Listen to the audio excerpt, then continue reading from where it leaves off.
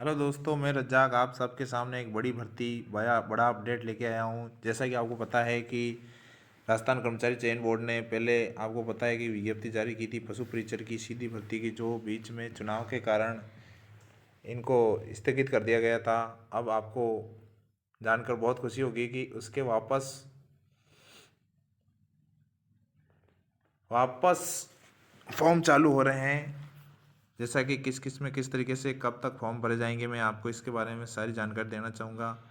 संशोधित विज्ञप्ति विस्तृत पशु परीक्षा सीधी भर्ती 2023 बोर्ड द्वारा पशुपालन विभाग राजस्थान के लिए राजस्थान पशुपालन अधीनस्थ सेवा नियम 1977 या संशोधित तथा राजस्थान अनुसूचित क्षेत्र अधीनस्थ मंत्रालयिक एवं श्रेणी सेवा भर्ती नियम 2014 के अंतर्गत पशु परीक्षक की भर्ती 2023 के इसके लिए विज्ञापन जारी कर दिया है, जो 6/10/2023 को जारी किया गया था। उक्त विज्ञापन में निम्नानुसार संशोधन किया जाता है।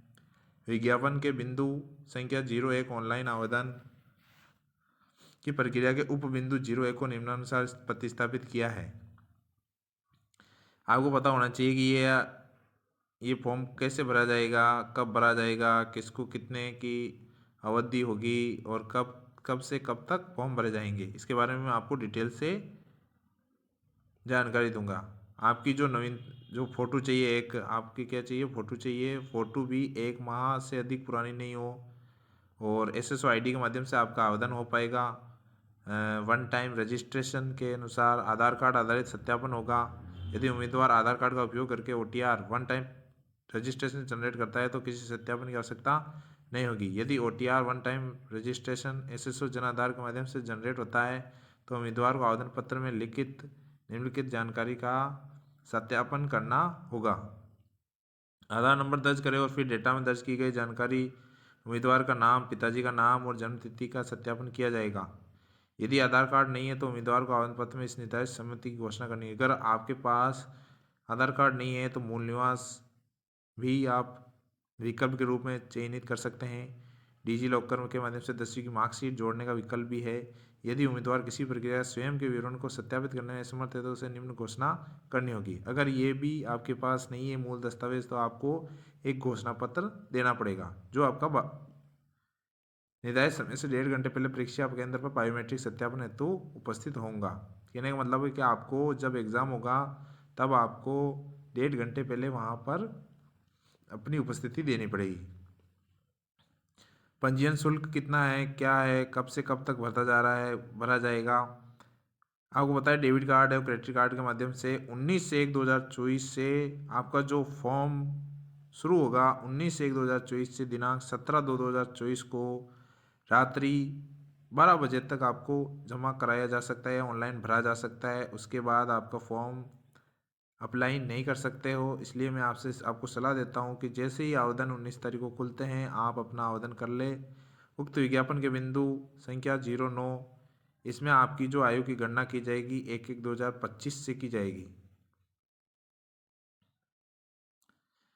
आवेदन द्वारा ऑनलाइन आवेदन में भरी गई शैक्षणिक योग्यता अंतिम अवधि के पश्चात 7 दिवस में ही संशोधन कर सकते हैं। 7 दिन में आपको किसी प्रकार का डेटा गलत भरा गया है तो आप उसको 7 दिन के अंदर उनको संशोधित कर सकते हैं। ऑनलाइन आवेदन प्राप्ति प्रक्रिया प्रत्याहरित करने की प्रक्रिया, बोर्ड द्वारा उक्त विज्ञापन में शैक्षणिक योग्यता तथा संबंधित प्रमाण पत्र धारित नहीं होने के उपरांत भी अगर अभ्यर्थी द्वारा ऑनलाइन आवेदन भर दिया है तो ऐसे आवेदक ऑनलाइन की अंतिम तिथि के पश्चात 7 दिवस के भीतर SSO पोर्टल पर लॉगिन का रिक्रूटमेंट पोर्टल का चयन कर मई रिक्रूटमेंट सेक्शन के अंतर्गत संबंधित परीक्षा के समकक्ष उपलब्ध विड्रॉ बटन पर क्लिक कर अपना ऑनलाइन आवेदन पत्र प्रत्यारित कर सकेंगे। विज्ञापन के अनुसार वांछित योग्यता नहीं होने के बावजूद भी इस अवधि में आवेदन पत्र प्रत्यारित नहीं करने वाले अभ्यर्थियों के विरुद्ध बोर्ड द्वारा IPS धारा 162 के अनुसार अभियोजन की कार्रवाई प्रारंभ की जाएगी। अगर आपको गलत डेटा या किसी प्रकार की गलत इन्फॉर्मेशन भरते हैं तो आपके खिलाफ कानूनी कार्रवाई की जाएगी। और इसमें बहुत बड़ी खबर है कि जो आप चुनाव के कारण ये स्थगित हुई थी भर्ती, इस भर्ती के फॉर्म 19 जनवरी 2024 से 17 फरवरी 2024 तक भरे जाएंगे। धन्यवाद दोस्तों।